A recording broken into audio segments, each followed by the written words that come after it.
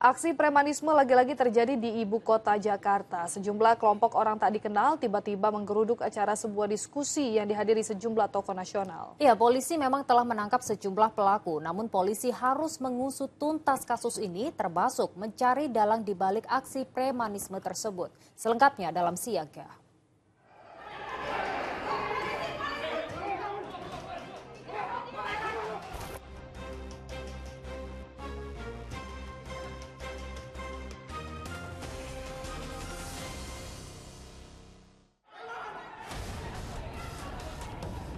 Sabtu akhir pekan lalu, sebuah aksi premanisme terjadi di Hotel Grand Kemang, Jakarta Selatan.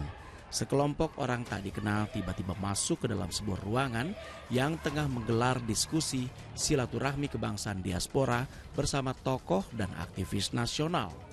Setelah itu mereka mengobrak-abrik ruangan, merusak panggung, merobek backdrop acara, mematahkan tiang mikrofon, dan mengancam peserta yang baru hadir, serta meminta para peserta diskusi untuk membubarkan diri.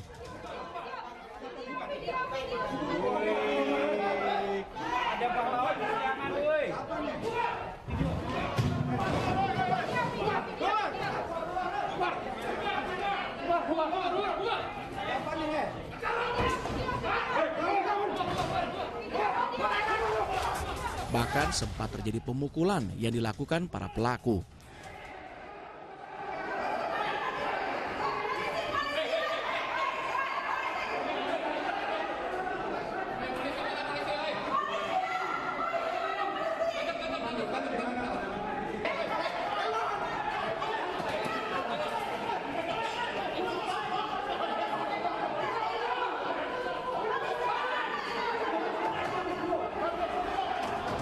Acara diskusi ini bertujuan untuk membahas isu kebangsaan dan kenegaraan dengan menghadirkan sejumlah tokoh seperti pakar hukum tata negara Refli Harun, Marwan Batubara, Said Didu, Din Samsudin, Rizal Fadilah, Sunarko, serta Ketua Forum Tanah Air Tata Kesantra dan Sekjennya Ida Kusdianti.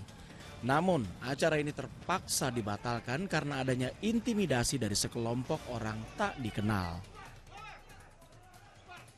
Mengadakan acara mengundang para tokoh dan aktivis nasional untuk silaturahmi, bertemu dan sekedar urun rembuk.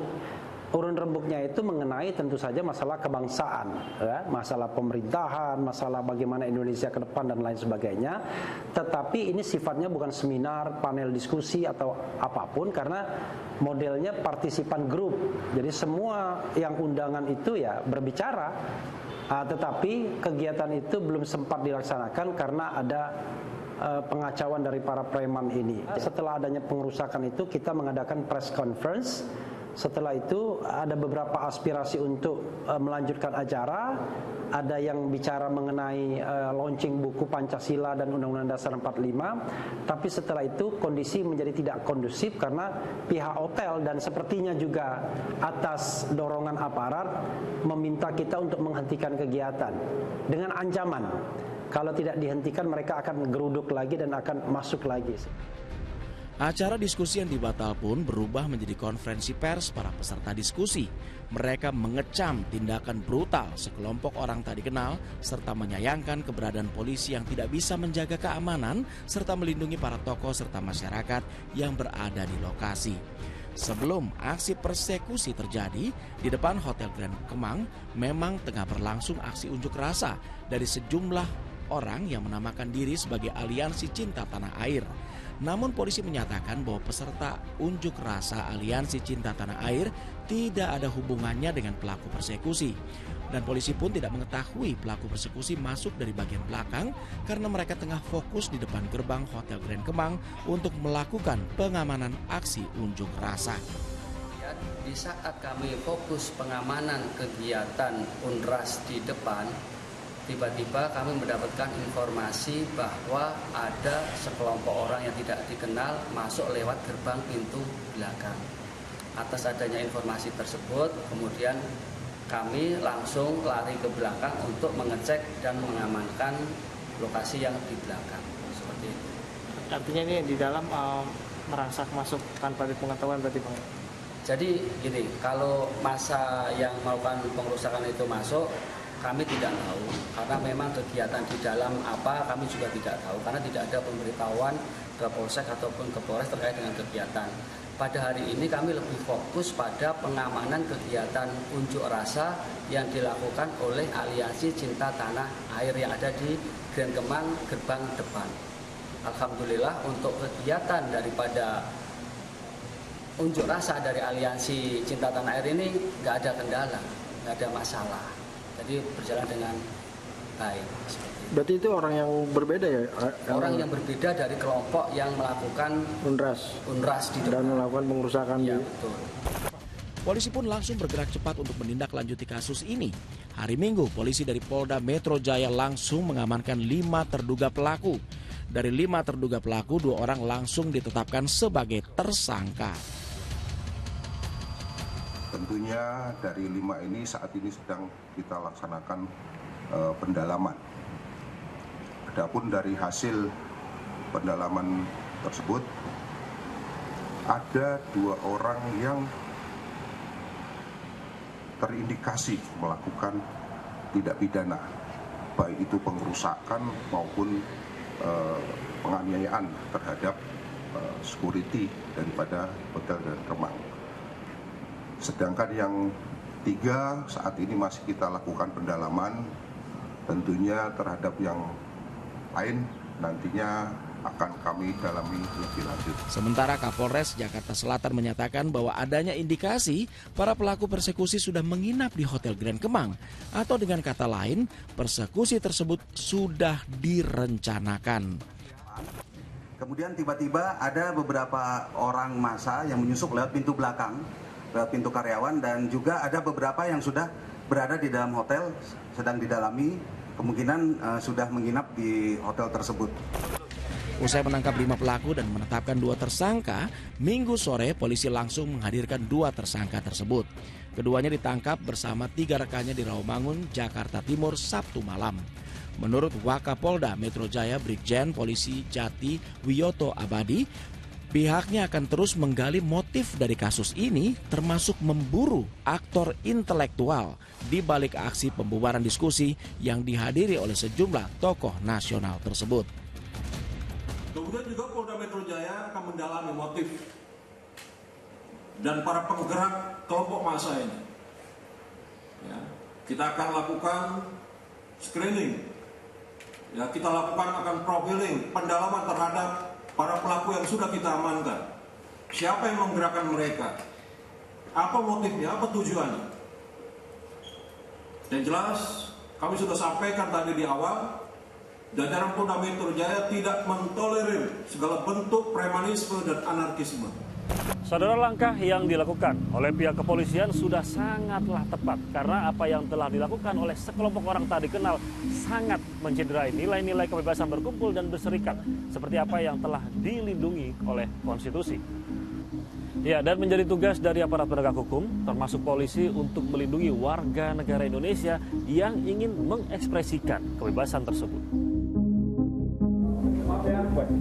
Senin siang, 11 anggota polisi tengah diperiksa bidang profesi dan pengamanan atau Bitpropam Polda Metro Jaya sebagai buntut dari insiden pembubaran paksa diskusi dan sebagai langkah audit internal dari polisi. Audit internal dilakukan untuk mengetahui ada atau tidaknya pelanggaran kode etik petugas dan prosedur pengamanan ketika terjadi eskalasi. Dan jumlah polisi yang diperiksa Bitpropam hari Rabu telah bertambah menjadi 30 orang. Terkait audit atau evaluasi internal, perkembangan pemeriksaan oleh Bitpropam Polda Metro Jaya sampai dengan saat ini ada 30 anggota Polri yang dilakukan pemeriksaan.